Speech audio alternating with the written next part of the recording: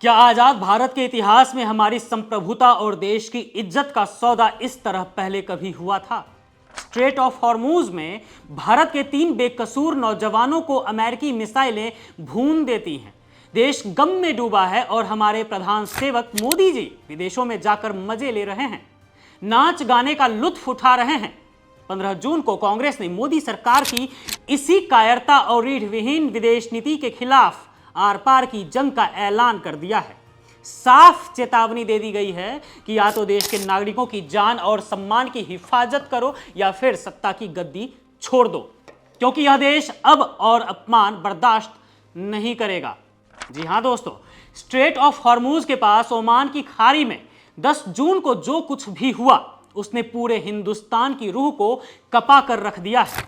एक कमर्शियल जहाज MT सेटेबेलो पर अमेरिकी सेना ने यह जानते हुए भी हमला किया कि उसमें भारतीय नाविक सवार हैं। इस क्रूर हमले में उत्तर प्रदेश के शिवानंद चौरसिया, हिमाचल प्रदेश के आदित्य शर्मा और आंध्र प्रदेश के पटनाला सुरेश की मौत हो गई। उनके परिवारों के रोने बिलखने के वीडियो देखकर पूरा देश आक्रोश में है। दिल्ली की सड़कों पर आम जनता गुस्से में अमेरिकी झंडे फाड़ रही है, लेकिन अफसोस कि देश के प्रधानमंत्री मोदी जी के मुंह से शोक का एक शब्द तक नहीं फूटा। कांग्रेस ने इस मुद्दे पर मोदी सरकार को पूरी तरह से बेनकाब करते हुए कहा है कि जब देश के आम नागरिक मरते हैं तो इस सरकार को कोई फर्क नहीं पड़ता है। अगर यही किसी बड़े पूंजीपति या अधिकारी के बच्चे होते तो अब तक पूरी की पूरी मोदी सरकार आसमान सिर पर उठा चुकी होती। विपक्षी दल ने याद दिलाया कि नेहरू ने कभी किसी महाशक्ति के आगे घुटने नहीं टेके। इंदिरा गांधी ने तो अमेरिकी धमकियों के बाद भी पाकिस्तान के 2 टुकड़े कर दिए। जी हां, उस समय अमेरिका का एक पागल राष्ट्रपति हुआ करता था, नाम था निक्सन।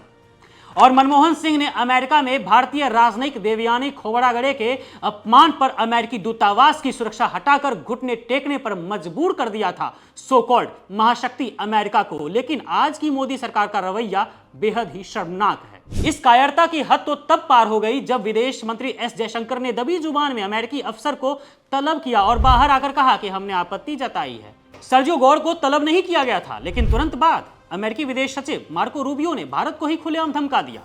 उन्होंने साफ कहा कि आगे से हमारी बात नहीं मानी तो अंजाम ऐसा ही होगा। इस गंभीर अपमान के बाद भी मोदी सरकार ने अमेरिका के सामने चूं तक नहीं की।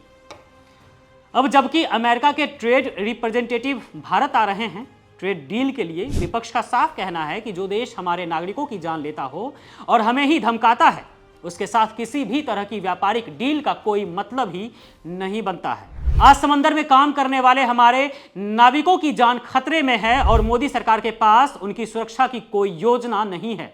विपक्ष ने सीधे शब्दों में मोदी सरकार को घुटने पर लाते हुए मांग की है कि प्रधानमंत्री मोदी तुरंत अपनी चुप्पी तोड़ें, देश से माफी मांगे और अमेरिका को उसकी औकात याद दिलाएं।